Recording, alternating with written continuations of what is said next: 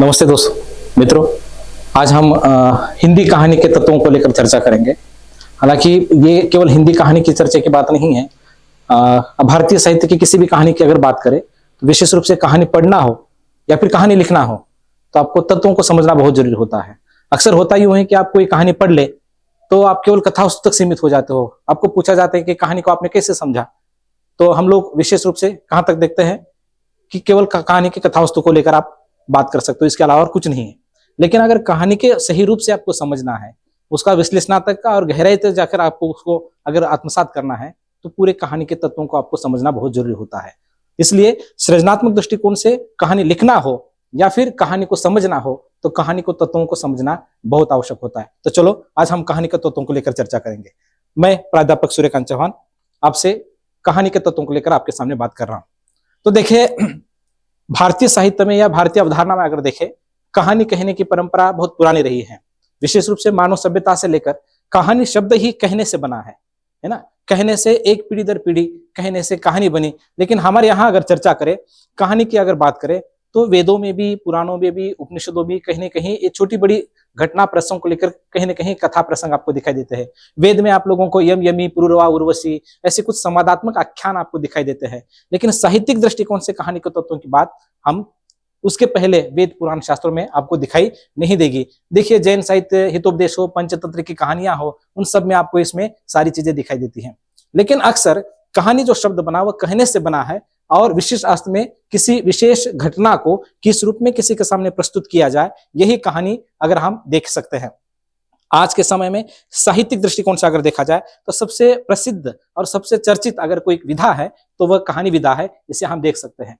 प्राचीन काल में आख्यायिका या गल्प के रूप में कहा जाता था। इसे बांग्ला में भी इसको आजकल गल्प के रूप में देखा जाता है। लेकिन शुरुआती दौर में कहानी जो लिखी जाती थी वो केवल मनोरंजन और कम अधिक मात्रा में थोड़ा बहुत उपदेश देने या समाज सुधार के दृष्टिकोण से कहानी लिखी जाती थी। लेकिन अगर उसमें भी अगर गहरा में जाकर देखें तो साहित्यिक दृष्टिकोण से, साहित्यिक कला तत्व के दृष्टिकोण से कहानी लिखने की परंपरा इसके पहले हमारे यहाँ नहीं थी। अंग्रेजी में इसको कथा कहते हैं, अंग्रेजी में शॉर्ट स्टोरी कहते हैं, मराठी में इसको कथा कहते हैं, जबकि विशेष रूप से हमारे यहाँ हिंदी में कथा, लघु कथा के रूप में इसको देखा जाता है। तो सामान्य दृष्टिकोण से अगर देखा जाए, हालांकि कहानी और उपन्यास में भी कहानी आकार में छोटी होती है, उपन्यास आकार में बड़ा होता है।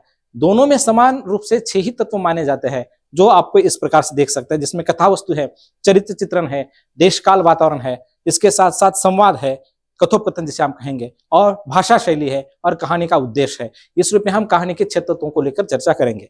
अब अक्सर मैंने जैसे अभी कहा कि कहानी की उपन्यास और कहानी के 6 तत्व माने जाते हैं, लेकिन उन दोनों में क्या अंतर होता है विशेष रूप से अगर देखा जाए। इसमें भी 6 तत्व है, इसमें भी 6 तत्व है, लेकिन मूल ढांचे में कहानी के इन 6 तत्वों में, उपन्यास के 6 तत्व और कहानी के इन 6 तत्वों में क्या अंतर होता है, इसको लेकर हम लोग चर्चा करेंगे। हालांकि कहानी में कथात्मक सूत्र होते हैं, उपन्यास में भी कथात्मक सूत्र होते हैं। दोनों की प्रकृति, दोनों के शिल्प में बहुत अंतर आपको दिखाई देगा। उसका कारण यह है कि उपन्यास का आकार बहुत बड़ा होता है और कहानी का आकार बहुत छोटा होता है। 2-3 पृष्ठ में ही कहानी समाप्त हो जाती है। लेकिन उपन्यास आप लोग 250, 300, 350, यहाँ तक कि खंडों में भी उपन्यास लिखे जाते हैं। इसलिए वहां पात्रों की संख्या अधिक होती है। संवाद या शिल्प को, उसकी बनावट गठन करने के लिए लेखक के पास उसकी गुंजाइश होती है। कहानी में ऐसा नहीं होता। ये सारी चीजें आप, इसके अलावा आप लोग ये देख सकते हो कि भाषिक दृष्टिकोण से उपन्यास में लेखक अपने दृष्टिकोण से उसमें अलग अलग प्रकार की शैलियों का प्रयोग कर सकता है। कहानी में ऐसा नहीं होता है, क्योंकि एक ही बैठक में कहानी को पढ़ा जाता है। 2-3 पृष्ठ में कहानी समाप्त हो जाती है, 4-5 या अधिक तो 4-5-6 पृष्ठ में कहानी समाप्त हो जाती है। लेकिन उपन्यास ऐसा नहीं होता। वह खंडों में अगर देखा जाए, पहला खंड, दूसरा खंड, ऐसे अनेक खंडों से कथासूत्र का विकास होता है। कहानी में कथात्मक दृष्टिकोण से उसी कथा वस्तु अगर देखा जाए तो मूल ढांचे में बहुत कम पात्रों में उसको बांधने की कोशिश की जाती है और एक ही कथा सूत्र को लेकर, एक प्रभाव, एक घटना, एक प्रसंग को लेकर वो आपके सामने पेश होती है। लेकिन उपन्यास में ऐसा नहीं होता। एक मुख्य कथा होती है, उसके साथ साथ कुछ प्रासंगिक कथाएं भी चलती है, जो मुख्य कथा के जिसका विकास, उसको प्रमोट करने के लिए विशेष रूप से अपना योगदान देती रहती है। इस रूप में कहानी का उद्देश्य कम से कम शब्दों में अधिक से अधिक उद्देश्य की सफलता या उद्देश्य की प्राप्ति के लिए लिखा जाता है। लेकिन उपन्यास जीवन भर का, या फिर एक आशय हो, अनेक घटनाएं हो, या फिर एक प्रकार से अगर देखा जाए, कहानी और उपन्यास में अगर देखें तो कहानी कैसे चलती है, वायुयान की गति से चलती है, और उपन्यास धीरे धीरे बैलगाड़ी की तरह चलता है, क्योंकि साथ में बहुत सारे पात्रों को मुख्य कथा सूत्र को आगे ले जाने के लिए बहुत सारे घटना प्रसंग को पिरोने का काम उपन्यास करता है। ये मूल रूप में आप लोग देख सकते हैं। अब खैर, हम जिस बात तत्वों के लेकर चर्चा कर रहे थे, तो पहला तत्व है कहानी का कथा वस्तु, कथानक। अक्सर जैसे शुरुआत में पृष्ठभूमि में मैंने कहा था कि कहानी को अगर समझना है तो हम केवल उसकी कथा वस्तु, उसका प्लॉट जिसको कहेंगे, उसकी विषय वस्तु, यहां तक ही समझ पाते हैं। लेकिन कहानी की कथा वस्तु अक्सर किस प्रकार से होता है? अब देखिए, कहानी का जो प्रारंभिक नक्शा होता है वो उसका वो प्लॉट होता है, उसको हम क्या कहेंगे? विषय वस्तु कहेंगे, उसका आशय, उसका भाव सौंदर्य कहेंगे।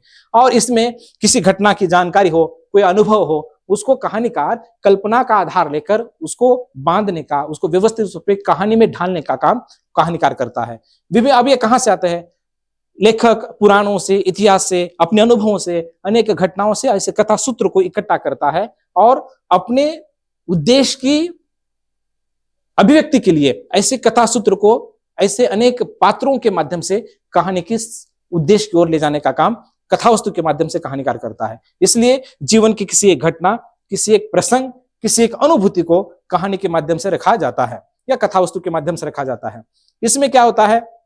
किसी भूमिका या किसी परिचय का शुरुआत न करते हुए एकदम कहानी शुरू किया जाती है। अब मैंने कहा कि उपन्यास का आकार बड़ा होने के कारण उसके सामने पृष्ठभूमि रखी जाती है, उसकी भूमिका डाली जाती है, रखी जाती है, और फिर धीरे धीरे कथा सूत्र को वहां बांधा जाता है, उसमें लिखा जाता है। लेकिन कहानी में ऐसा नहीं होता, क्योंकि कहानी में कोई गुंजाइश नहीं होती। उसका आकार कम होने के कारण शुरुआत से ही कथा सूत्र को पिरोने की कोशिश की जाती है। ये आपको फर्क कहानी और उपन्यास में दिखाई देगा।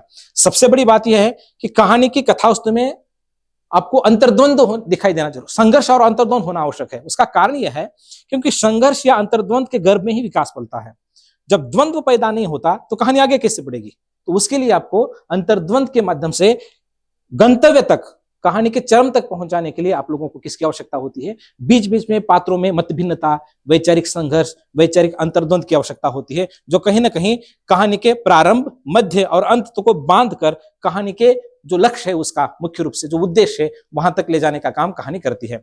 अब कहानी की कथा वस्तु अक्सर अगर देखा जाए तो किस कहानी की कथा वस्तु हम अच्छी कहेंगे? तो उस कहानी की कथा वस्तु को हम उत्कृष्ट कहेंगे जो अचानक से समाप्त हो जाती है। उसका कारण यह है क्योंकि कहानी एक बैठक में पढ़ ली और कहानी समाप्त होते ही आपको लगने लगा कि अरे हाँ, ये कुछ रह गया है, कुछ छूट गया है, नहीं इसके आगे कुछ होना चाहिए है। इस प्रकार से अगर आप लोग कहानी का द एंड, उसका समाप्ति अगर होती है तो कहानी तो पाठक के दृष्टिकोण से पृष्ठ में समाप्त हो जाती है, लेकिन कहानी के पश्चात नई कहानी पाठकों के मन में चलनी आवश्यक होती है, जो उसका चिंतन होता है। इसलिए अचानक से समाप्त होकर कहानी को लेकर पाठक को झिंझोड़ कर रख देने वाली, पाठक के मन को, उसकी भावनाओं को, है ना, कहीं कहीं उसको चिंतन और चिंता के लिए मजबूर कर देने वाली, उसको जगाने वाली नए दृष्टिकोण से वो कहानी उत्कृष्ट कहानी मानी जाती है। और अक्सर अगर देखा जाए तो कहानी की कथा वस्तु में जिज्ञासा बनी रहनी चाहिए। जिज्ञासा अगर नहीं तो कहानी को पढ़ने के लिए पाठक अंत तक नहीं जाएगा। कुतूहल, जिज्ञासा, आगे क्या होने वाला है, आगे क्या है। इसलिए कभी कभी कहानीकार को जो कहानी के माध्यम से कहना है वो एकदम से शुरुआत में न कह के अंत तक पाठक को अपने कथा सूत्र के साथ, अपनी कथा वस्तु के साथ बांधने की आवश्यकता होती है, क्योंकि जिज्ञासा बनाए रखने के कारण ही पाठक उसके साथ अंत तक जुड़ा रहता है। इसलिए कहानी में विशेष रूप से जिज्ञासा, कुतूहल या उत्सुकता बनी रहे तो बेहतर कथा वस्तु कहलाया जाता है। दूसरा जो चरित्र है, दूसरा जो तत्व है कहानी का, पात्र एवं चरित्र चित्रण। जैसे कि जिक्र किया, कहानी में अगर पात्र नहीं है ना, पात्र अगर है नहीं तो फिर कहानी कैसे घटित होगी, घटना कैसे आगे जाएगी। इसलिए आपको कहानी में कम से कम पात्रों में और उसे शुरू से 2-4 पात्रों के माध्यम से, जो उसके मुख्य अंग है, उसके माध्यम से कहानी को आपको समझाना जरूरी होता है, क्योंकि कहानी में अपने आप में ही कहानी के पात्र कम होते हैं। और चरित्र चित्रण के लिए आप लोगों को मनोवैज्ञानिक दृष्टिकोण से कहानी को समझाना बहुत जरूरी होता है। कोई पात्र हो, कोई चरित्र हो, उसके मनोविश्लेषण को, उसके मनोविज्ञान को समझाना बहुत आवश्यक होता है। इसलिए पात्रों की स्वाभाविकता, वो पात्र किस उम्र का है, वो क्या सोच रखता है, उसकी विशेषता क्या है, उसके आधार पर उसके स्वभाव के अनुकूल, उसके आचरण के अनुकूल आपको पात्रों के चरित्र चित्रण को समझना आवश्यक है। अब देखिए, अक्सर हम अगर बात करें, कोई फिल्म देख ली कोई किसी विद्यार्थी ने और कहा कि इसमें अभिनेता कैसा है, पात्र, उसका चरित्र चित्रण कीजिए, तो केवल उसके दिखने पर जाता है। अक्सर ऐसा देखा जाए तो चरित्र चित्रण को लेकर या किसी पात्र या किसी चरित्र के चित्रण के संदर्भ में अगर देखा जाए तो हमें ये देखना आवश्यक है कि पात्रों की वेशभूषा क्या है, उसके आचार विचार क्या है, उसका आकार क्या है, उसका स्वभाव क्या है, उसका रूप क्या है, वह उस कहानी में किस रूप में अपने कार्य को गति दे रहा है। है ना, उसके आचरण से पता चलता है, उसके व्यवहार से पता चलता है। और इसी के आधार पर हम ये कह सकते हैं कि ये पात्र ऐसा है, उसका चरित्र ऐसा है। उसको कहानीकार ने इस रूप में उस कहानी के अंदर उस पात्र को चरित्र चित्रित किया है, तो इस रूप में आप लोग उसे देख सकते हैं। जैसे उदाहरण के तौर पर मैंने आपके सामने रखा कि कभी कभी कहानीकार वर्णन के माध्यम से पात्र के चरित्र को चित्रित करने का काम करता है। जैसे मान लीजिए रमेश दानी व्यक्ति है, तो इससे पता चला, उन्होंने वर्णन किया कि रमेश दानशूरता है उसमें, तो उससे पता चलता है कि रमेश दानी व्यक्ति है। ये दातृत्व भावना उसका चरित्र का चित्रण हो सकता है। वार्तालाप से कभी कभी, जैसे कि मान लीजिए जी आपका नाम रमेश है, आप ही बस्ती में रहने वाले गरीबों की मदद की है, तो ये मदद करने के संवादों से पता चलता है, जो आपने वार्तालाप या संवाद के माध्यम से पता चला कि ये प्रस्तुत जो व्यक्ति है रमेश नाम का जो चरित्र है, जो पात्र है, तो कहीं ना कहीं दानशूरता है, क्यों न क्यों दूसरों की सहायता करता है, वो मदद करता है। तो कभी कभी वार्तालाप या संवाद से भी कहीं ना कहीं उस व्यक्ति की चारित्रिक विशेषता हमें पता चलती है। कभी कभी घटना से भी हमें पता चलता है। तो कहानीकार क्या करता है, उस पात्र में कौन सी विशेषता है, उसकी चारित्रिक विशेषता कौन सी है, ऐसे घटना को, उसको गठन को, उसको बुनावट के माध्यम से उसको समझाने की कोशिश करता है। जैसे मैंने कहा कि एक गरीब बालक होटल के बाहर खड़ा था, तभी रमेश ने उसे देखा और उसे पेट भर खाना खिलाया। तात्पर्य यह है कि कोई बालक होटल के बाहर खड़ा है, उसको दया आई, वो हमदर्दी उसमें जगी और उसको बुलाकर उसको पेट भर खाना खिलाया। इसका अर्थ यह है कुछ दानशूरता उसमें, कहीं ना कहीं वो हमदर्दी उसके मन में है। इससे पता चलता है कि जो कहानीकार घटना के माध्यम से, कहीं ना कहीं वर्णन के माध्यम से, कहीं ना कहीं वार्तालाप के माध्यम से उस पात्र के चरित्र को चित्रित करने का काम कहानीकार करता ही रहता है। तो अगर आप देखें, आजकल कहानियां विशेष रूप से व्यक्ति विशेष को लेकर चरित्र चित्रण के दृष्टिकोण से कहानियां लिखी जा रही है। तो व्यक्ति जैसा होता है वैसा दिखता नहीं, और जैसे दिखता है वैसा होता नहीं। इसलिए कहानी के पात्रों में दिखना और होना, ये होना उसका चरित्र है, उसका स्वभाव है, उसके आचरण है, उसकी कार्य की पद्धति है, उससे हमें पता चलता है कि उसका चारित्रिक विशेषता क्या है। तो इस रूप में हम पात्रों के चरित्र चित्रण को लेकर हम चर्चा कर सकते हैं। तीसरा जो तत्व है कथोपकथन या संवाद, कथा का उपकथन, संवाद। कहानी में संवाद हो तो ही कहानी अपने गंतव्य तक पहुंचेगी, अपने लक्ष्य तक, अपने चरम तक पहुंचेगी। उसलिए कहानी में छोटे छोटे संवाद होने चाहिए। एक पात्र दूसरे से बात करता है, दूसरा पात्र फिर आगे, क्योंकि वाद प्रतिवाद, क्रिया प्रतिक्रिया होने से ही कहानी अपने गंतव्य, अपने लक्ष्य तक जाती है। इसलिए संवाद बहुत महत्वपूर्ण होते हैं, जो कहानी की कथा सूत्र को, कथा वस्तु को या फिर विषय वस्तु को गति देने का काम संवाद करते हैं। छोटे छोटे घटनाओं के माध्यम से आगे ले जाने का काम करते हैं। संवाद क्या करते हैं, जो व्यक्ति बोल रहा है अपने संवादों के माध्यम से, उसके मनोभावों में क्या चल रहा है उसको उजागर करने का काम संवाद करते हैं। तो मानसिक मनोभावों को या फिर पात्र विशेष की क्रिया व्यापारों को, उसके अंदर जो चल रहा है उसको कहीं ना कहीं समझने के लिए, कहीं ना कहीं उसकी चारित्रिक विशेषताओं को समझने के लिए हमें संवादों का सहारा लेना पड़ता है। और संवादों के कारण कभी कभी कहानी रोचकता आ जाती है। जैसे आपको बताया कि हमने एक बहुत प्रसिद्ध कहानी है किसकी, चंद्रधर शर्मा गुलेरी की, उसने कहा था, जिसमें प्रसंग आता है कि छोटी सी लड़की है, दुकान पर खड़ी है, एक छोटा लड़का है, उसको सहज रूप से पूछ लेता है कि तेरी कुर्बाई हो गई। अब केवल इतना ही प्रसंग है, इतना ही संवाद है जो अजरामर हो गया। और इतने संवाद से उसने कहा था, इस कहानी के अगर समझे तो कहीं ना कहीं इस कहानी के कथा सूत्र को पूर्ण रूप से बांधने का काम किया। और गुलेरी जी केवल 3 कहानियां लिखकर उसने कहा था जो मील का पत्थर बनी वो कहानी बन गई। तो तात्पर्य यह है कहीं ना कहीं ऐसे छोटे छोटे संवाद के माध्यम से जो मनोभावों को चित्रित करने का काम करते हैं, इसलिए उसमें संक्षिप्तता, रोचकता, नाटकीयता, ध्वन्यात्मकता कहानी में होनी चाहिए। और स्वाभाविक रूप से संवादों की भाषा सरल हो, स्वभाव के अनुकूल हो। जैसे पात्र के अनुकूल, जैसा स्वभाव उसके अनुकूल वैसे संवाद होने चाहिए, जो पात्रों की अनुभूति को, उसकी गतिशीलता को तीव्रता के साथ व्यक्त करने के लिए कभी कभी ये संवाद आपके काम आता है। इसलिए चुस्त, व्यंजक, सांकेतिक, आकर्षक और चमत्कारपूर्ण, पात्रानुकूल, परिस्थिति के अनुरूप अगर संवाद होते हैं तो वह कहानी कहीं ना कहीं संवाद के दृष्टिकोण से बहुत सजग और सजीव होने दिखाई देती है। चौथा जो तत्व है देश, काल, वातावरण। अब देश माने स्थान, काल माने समय, और वातावरण माने परिवेश। देखिए ये बहुत महत्वपूर्ण है। कहानी में कहीं ना कहीं पाठकों को रोचक बनाए रखने के लिए, वह कहानी कैसी है ये समझाने के लिए आपको देश, काल, वातावरण बहुत समझना आवश्यक है।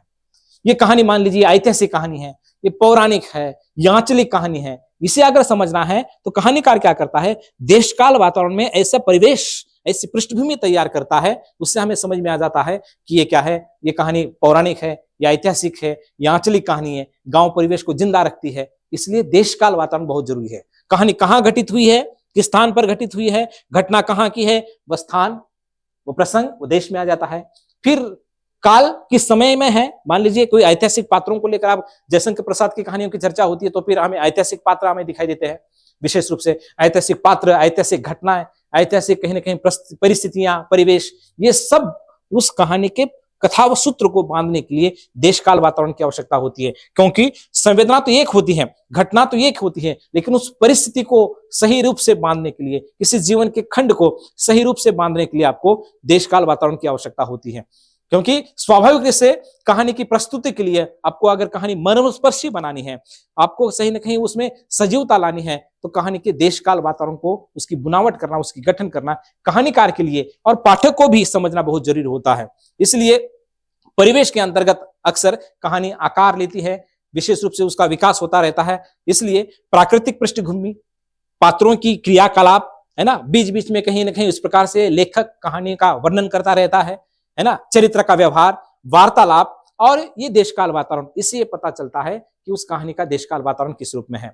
तो ऐतिहासिक हो, आंचलिक हो या फिर पौराणिक हो, इस प्रकार की कहानियों के लिए देशकाल वातावरण की बहुत आवश्यकता होती है। मान लीजिए आंचलिक कोई कहानी है और फिर आंचलिक कहानी के संदर्भ में किसी जनपद या किसी विशेष क्षेत्र, गांव विशेष को लेकर कहानीकार अगर लिखना चाह रहा है, जैसे हमारे यहाँ आंचलिक कहानीकार के रूप में हमें मैलांचल के लेखक फणीश्वरनाथ रेणु का नाम लिया जाता है। रेणु जी की बहुत सारी ऐसी इस प्रकार की कहानियां हैं। अगर उस प्रकार के बिहार के पूर्णिया जिले के या फिर और कहीं के गांव विशेष को लेकर उसका पूर्ण परिवेश चित्रित करना है, तो वो वहां की भाषा, वहां की वेशभूषा, वहां का रहन सहन, वहां का खान पान, वहां की जीवन पद्धति, वहां के मतलब जैसे के वैसे चित्रण, वहां के लोकगीत, वहां के लोक संस्कार, वहां के अंधविश्वास, वहां के कर्मकांड, वहां की राजनीति, वहां की सामाजिक, आर्थिक, सांस्कृतिक, धार्मिक सारी पृष्ठभूमि जैसे के वैसे चित्रित हो। कोई पाठक जब उसको पढ़े तो ऐसा महसूस हो मैं कोई कहानी नहीं पढ़ रहा हूं, बल्कि मैं उस गांव में घूम रहा हूं जो लेखक ने उसमें चित्रित किया है। ऐसी अनुभूति देशकाल वातावरण के माध्यम से समझ में आती है। इसलिए कहानी की देशकाल वातावरण से ही कहानी कैसी है ना, किस स्थान पर, किस समय में, या फिर किस विषय प्रस्तुत को लेकर, किस परिवेश में लिखी गई कहानी को कैसे प्रस्तुत करना है ये समझ में आता है हमें किसके माध्यम से, देशकाल वातावरण के माध्यम से। इसी के आधार पर सारा क्रियाकलाप जो है वो देशकाल की उपज होती है। कहानी किसी दूसरे देश से भिन्न से है, मान लीजिए उसने कहा था, कहानी का जिक्र मैंने भी किया, जिसमें ये चर्चित हुआ है कि घटना कहीं अमृतसर की है, पंजाब की देश की है, फिर कहीं दूसरे विदेश की है, जब पहले महायुद्ध में जर्मन के भूमि पर जहां लड़ा जा रहा है, फ्रांस या फिर और जो पहला महायुद्ध था उसमें, तो एकदम से भारत से लेकर वो एकदम विदेश के भूमि पर चली जाती है। इससे पता चलता है कि ऐतिहासिक कहानी को किस कथा सूत्र के माध्यम से उसको बुना जा रहा है। इसलिए देश काल और उस समय के परिवेश को बांधने का काम देशकाल वातावरण करता है। इसलिए किसी भूभाग में लिखी जाने वाली कहानी, वहां का परिवेश, वहां की संस्कृति, वहां की रूढ़ी, वहां की सभ्यताएं, वहां के संस्कार, ये सारी चीजें हमें देशकाल वातावरण के माध्यम से हमें पता चलती है और इसी से कहानी सजीव होती है, वह जिंदा होती है। समझ में आता है कि वह हम उस ऐतिहासिक परिवेश में हम जी रहे हैं, कहानी नहीं पढ़ रहे बल्कि हम वहां जी रहे हैं, ऐसे महसूस होने लगता है। वैसे जीवंतता लाने का काम, वैसी सजीवता लाने का काम कहानीकार देशकाल वातावरण के माध्यम से, वर्णन के माध्यम से, या फिर अपने लेखन की शैली के माध्यम से उसको कहीं ना कहीं बुनावट या उसकी व्यवस्थित रूप से बांधने का काम कौन, लेखक इस देशकाल वातावरण के माध्यम से करता है। पांचवा जो अगला तत्व है भाषा शैली, ये बहुत महत्वपूर्ण है क्योंकि पात्र के अनुकूल भाषा बहुत जरूरी है। छोटा बच्चा अगर समझदारी की बात करे और समझदार व्यक्ति अगर बच्चों की तरह बात करे तो फिर वो भाषा शैली ठीक रहेगी।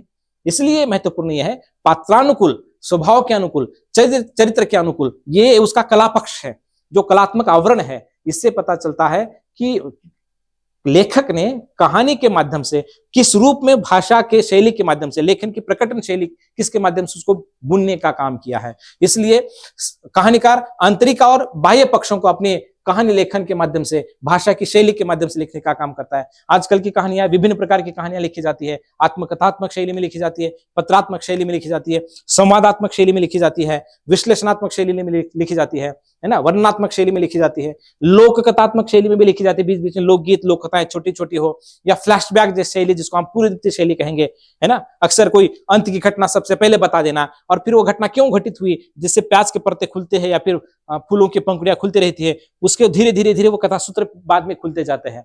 अंत की घटना पहले बताकर। तो इस तरीके से, जिसको हम फ्लैशबैक शैली कहेंगे, इस तरीके की कहानियां भी आजकल लिखी जाती है। कभी कभी डायरी शैली भी लिखी जाती है, एक पात्र डायरी लिख रहा है, दूसरा दूसरे को भेज रहा है, पत्रात्मक शैली में दूसरा पत्र दूसरे को पहले को भेज रहा है। तो इस तरीके से कहानी को आगे चरम तक, जो लेखक को कहना है अपने कहानी के माध्यम से, जो उद्देश्य सबके सामने रखना है कहानी के माध्यम से, वो चरम तक हमें समझ में आती है और अंत तक ले जाती है। इसलिए विभिन्न प्रकार की शैलियां आजकल लिखी जाने लगी हैं, जहां आत्मकथात्मक, रोचकता, संकेतात्मक इस रूप में ये कहानी आजकल लिखी जाती है।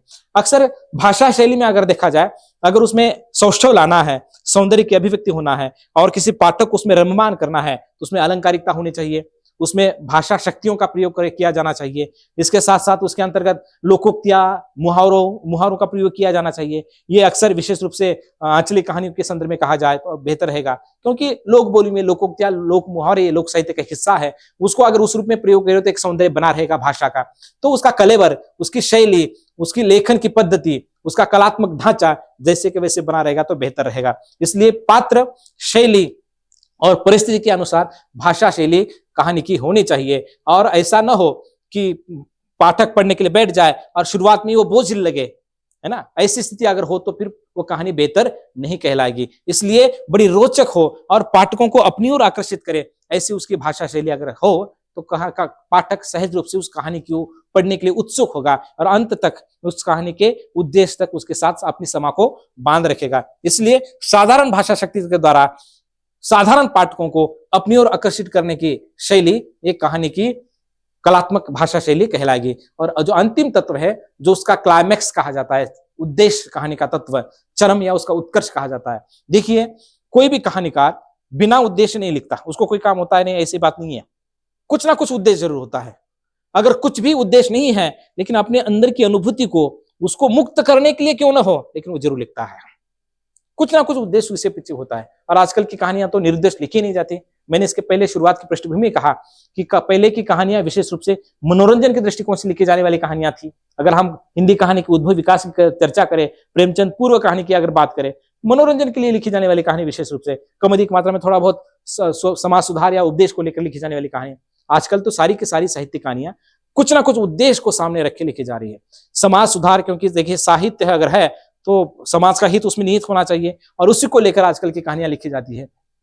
प्रेमचंद हो, और सबसे बड़ी बात ये अगर देखा जाए तो जो हिंदी कहानी प्रेमचंद के पहले, प्रेमचंद पूर्व युग में एक मनोरंजन के दृष्टिकोण से, है ना, या अनुवादित के रूप में जो अंग्रेजी या बांग्ला के रूप में यहाँ आई थी हिंदी में, एक मनोरंजन के दृष्टिकोण से लिखी जाने वाली कहानी को एक कल्पना और आकाश में विचरण करने वाली कहानी विधा हिंदी में जो थी, उसको जमीन के कठोर धरातल पर लाकर खड़ा कर समाज के साथ जोड़ने का काम पहली बार प्रेमचंद ने किया और उसके माध्यम से समाज हित, समाज कल्याण के साथ समाज सुधार की बात प्रेमचंद ने की।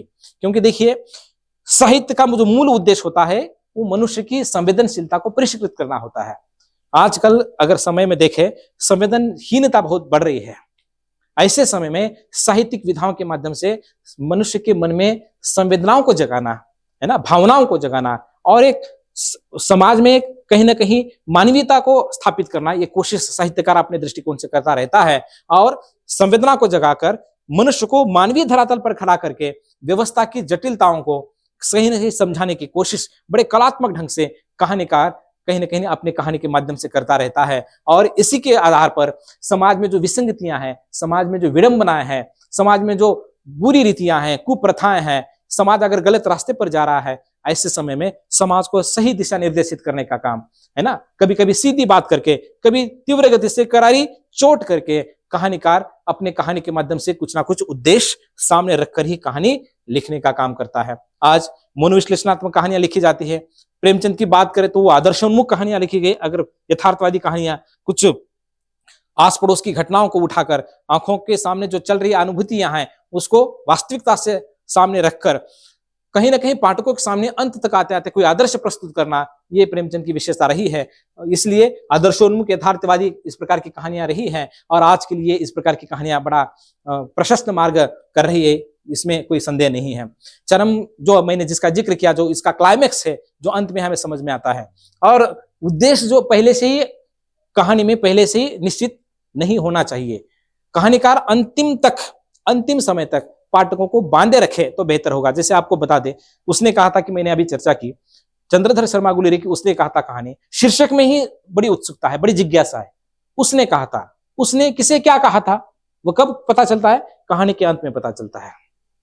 इस प्रकार की कुछ जिज्ञासा है, चाहे शीर्षक की भांति हो या फिर शुरुआत के प्रसंग की भांति हो, तो अंत तक अगर बनी रहे तो कहीं ना कहीं क्लाइमेक्स कहानी के अंतिम तत्व का बना रहे तो कहानी पाठक उस कहानी को संपूर्ण रूप से पढ़ने की कोशिश करता है। और आज जीवन संबंधी विभिन्न अनुभूतियों को, मानव मन को उकेरने का काम मनोविश्लेषणवादी कहानी के माध्यम से जैनेन्द्र हो, अज्ञे हो है ना, इस प्रकार के मनोविश्लेषणवादी लेखक करते रहे हैं। इसलिए आजकल कहानी विद्या जब कोई कहानीकार लिखता है, निष्प्रयोजन या फिर बिना किसी प्रयोजन से कहानी नहीं लिखी जाती, कुछ ना कुछ उद्देश्य उसके सामने रखा ही जाता है। निष्कर्ष रूप में अगर देखा जाए तो ये 6 तत्व कहानी के आपको दिखाई देंगे, जहां से कथावस्तु, देशकाल वातावरण, चरित्र चित्रण, इसके साथ साथ देशकाल वातावरण, चरित्र चित्रण, उद्देश्य, इस प्रकार के जो 5-6 तत्व हमने अब तक देखे हैं, ये सारे 6 तत्व कहानी के महत्वपूर्ण हैं। इसलिए कहानी को समझना हो तो केवल कथावस्तु समझ के नहीं चलेगी, है ना। कहानी को अगर समझना है तो ये 6 तत्व को आत्मसात करे, या कहानी को लिखना हो ये 6 तत्व आपके केंद्र में रहे, और तब कहानी के सृजनात्मक दृष्टिकोण से लिखना हो तो 6 तत्व आपके सामने होने ही चाहिए। इसलिए कहानी का आरंभ, मध्य और अंत बेहतर हो, और शीर्षक बड़ा सुगठित हो, जैसे उसने कहा था का जिक्र किया मैंने, और वह बड़ा रोचक और जिज्ञासु हो, तो कहानीकार सहज रूप से, पाठक सहज रूप से अपनी कहानी की ओर आकर्षित हो सकता है, और कलात्मक दृष्टिकोण उसको बांधने की अगर कोशिश करे वह कहानी बहुत महत्वपूर्ण हो सकती है। इस रूप में अगर देखें तो कुल मिला के 6 तत्वों की चर्चा हमने आज की, बाकी के हिस्सा कल देंगे। धन्यवाद।